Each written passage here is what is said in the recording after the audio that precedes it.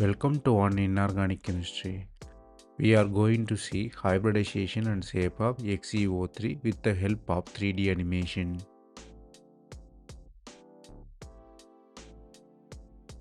To find the hybridization, you should know the steric number, which is H equals V plus B minus C whole divided by 2. Here central metal atom is xenon, so valency is 8. Oxygen atom we should not count because oxygen atom don't obey our rule, so it's 0. So 8 plus 0 by 2 gives 4.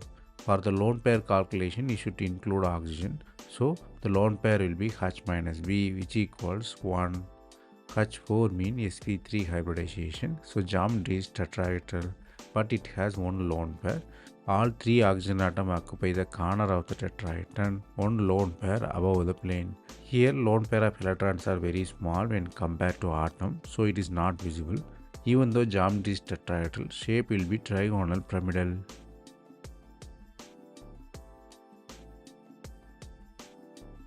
That's all from this video. Thanks for watching. If you have any suggestion or feedback, comment below.